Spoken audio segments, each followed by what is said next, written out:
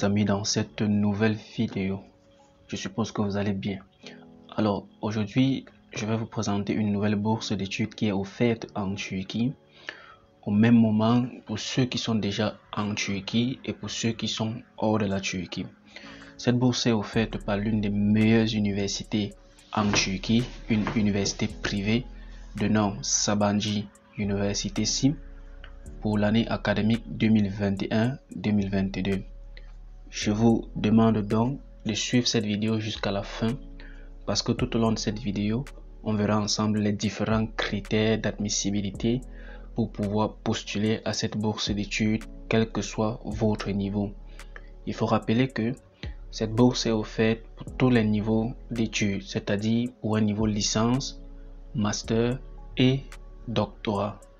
Alors, je mettrai dans mon groupe Telegram que j'ai créé le lien de tous les documents nécessaires ou le lien qui mène au site officiel de cette bourse d'études offerte par Sabancı University. Commençons par ceux-là qui veulent venir faire une licence. Alors ils disent que la bourse est offerte pour l'année 2021, l'année académique 2021-2022. Première étape, si vous voulez postuler à cette bourse d'études-ci, vous devez d'abord au préalable faire un paiement de $30, environ 17 000 francs CFA, et en livres turcs, ça fait environ 250 livres turcs que vous devez payer au système bancaire de l'université par une carte Visa ou Mastercard. Il n'y a pas de transfert bancaire, il n'y a pas d'envoi d'argent par Western Union. Vous devez payer cela par une carte Visa ou Mastercard. Et lorsque vous faites votre paiement, automatiquement, un lien vous est envoyé dans votre email et c'est avec ce lien que vous allez pouvoir postuler à cette bourse d'études. Il faudra aussi noter, les amis, que lorsque vous faites votre demande de candidature dans cette université pour des études simplement, automatiquement, le comité éducationnel de l'université étudie votre dossier pour voir si vous êtes éligible à l'une des bourses offertes par cette université. Alors les amis, vraiment désolé parce que cette bourse a été lancée depuis janvier 2021 et elle fermera en août, le 5 août 2021. Donc, j'ai pas eu vraiment du temps pour me focaliser sur cette bourse et pour faire quelques recherches concernant cette bourse d'études. Mais il y a encore la possibilité pour vous là de pouvoir regrouper tous vos documents et de postuler facilement à cette bourse d'études. Alors les amis, il spécifie aussi que lorsque vous allez faire votre candidature, dans les 4 à 5 semaines à venir, le comité vous donnera une réponse par votre email et aussi il précise de ne pas envoyer un email à l'établissement pour leur demander à quel niveau se situe votre candidature. Ici à ce niveau, ils disent qui sont ceux-là qui peuvent postuler à cette bourse d'études. Premièrement, vous devez être un étudiant international. Donc, soit vous êtes en Turquie, soit vous êtes hors de la Turquie. Ainsi, vous pourriez postuler à cette bourse d'études. Ils disent, deuxième condition, those holding Turkish citizenship by birth are renounced their citizenship. Their children under are listed in the renouncement. Ça ne vous concerne pas. Il parle beaucoup plus de ceux-là qui ont la nationalité turque mais qui ont renoncé cela dès leur naissance. It is que those who hold citizenship of other country by birth and have gained the citizenship of the Republic of Turkey. It is ceux-là qui ont des nationalités de d'autres pays et qui sont nés en Turquie et ont gagné la nationalité en Turquie. Parce qu'ils sont nés en Turquie, vous pouvez toujours postuler à cette bourse d'études. It is those who hold the citizenship of the Republic of Turkey and have completed last 3 years of the high school education in another country except of Republic of Turkey. Ceux-là qui ont une nationalité turque mais qui ont fait les 3 dernières années de leur éducation hors d'un pays ou hors du territoire turc peuvent toujours postuler à cette bourse d'études. Alors les amis, les conditions sont juste simples. Je mettrai le lien en description de la vidéo, comme ça vous pouvez vous-même aller lire cela, juste pour faire la vidéo courtement. Ceux qui ne peuvent pas postuler, ce sont ceux-là qui ont une nationalité turque et qui ont complété leur éducation secondaire en Turquie ou au Chypre du Nord. Ils ne peuvent pas postuler à cette bourse d'études là. Ceux qui ont la nationalité du Chypre du Nord ne peuvent pas aussi postuler à cette bourse d'études. Ceux qui ont double nationalité ne pourront pas aussi postuler à cette bourse d'études. Alors, quels sont les différents critères admissibles pour l'étude de ton dossier selon cette bourse d'études ici? J'ai déjà eu à ouvrir le document concernant les différentes notes que vous devez normalement avoir dans vos diplômes, que vous ayez le bac international, le baccalauréat français, le baccalauréat peut-être du Bénin, du Haïti, du Congo. Il y a un document qu'ils ont mentionné, ils ont élaboré un document selon les critères et directement on va essayer de voir la liste des notes qu'il faut avoir par pays ou par région. Alors ici, ce qui nous concerne sont le baccalauréat international. Vous devez avoir un minimum de 28 sur 48 et le baccalauréat français, vous devez avoir un minimum de 12 sur 20. Alors lorsque la liste continue, il y a plusieurs pays, différents pays. Tout ce que vous allez faire, c'est de vérifier votre pays, si votre pays est parmi. Par exemple, prenons le Burkina Faso. Au Burkina Faso, vous devez présenter pour cette bourse d'études un baccalauréat avec un minimum de 16 sur 20. Tous les pays, du moins la majorité des pays sont mentionnés ici. Vous n'avez qu'à regarder votre pays si vous correspondez à la note demandée par cette université. Je mettrai le lien de ce document en commentaire et dans le groupe, en description pardon, et dans le groupe Telegram. Alors lorsqu'on continue, il mentionne encore l'étape de paiement en ligne, les $30 que vous devez payer par carte Visa ou par Mastercard. Et ici, ils font allusion aux différents quotas par filière, c'est-à-dire par faculté. Par exemple, la faculté d'ingénierie et de sciences naturelles, ils ont besoin de 100 étudiants. Il y a un quota de bourse de 100 étudiants. Quelles sont les différentes filières disponibles dans cette faculté-ci? J'ai déjà ouvert cela, on peut regarder directement. Nous voyons qu'il y a ingénierie informatique, ingénierie électronique, ingénierie industrielle, sciences des matériaux et nano-ingénierie, la mécatronique et la biologie moléculaire, génétique et bio-ingénierie.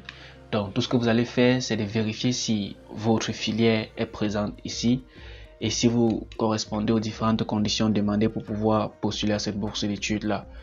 Dans les domaines de sciences artistiques et sociales, nous avons des filières telles que économie, sciences politiques, psychologie, l'art visuel et la communication visuelle et design, et des programmes en double, c'est-à-dire des programmes majeurs et mineurs, des programmes majeurs et des programmes mineurs.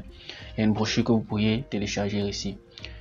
Si on continue, quels sont les documents nécessaires pour pouvoir postuler à cette bourse d'études? Pour pouvoir postuler à cette bourse d'études, les amis, la première étape, c'est que vous devez effectuer le paiement en ligne. Alors, lorsque vous auriez ce lien et que vous seriez dans ce site, tout ce que vous allez faire, c'est de cliquer ici. Dans cette vidéo, je ne dois pas faire un tuto sur comment postuler parce que je ne vais pas payer les $30. Alors, vous qui allez postuler à cette bourse d'études, vous allez juste cliquer ici. Ils vont vous diriger dans un autre onglet dans lequel vous allez introduire toutes les informations concernant les modalités de paiement par carte Visa ou par Mastercard. Et après avoir effectué le paiement, ils vous enverront un lien dans votre email. C'est par ce lien que vous allez pouvoir déposer votre candidature. Et il note que les $30 donnés ne sont pas remboursables. Alors le deuxième document que vous devez fournir, c'est une copie de votre diplôme secondaire, puisque vous postulez pour un niveau licence, puisqu'on parle de niveau licence en ce niveau-ci.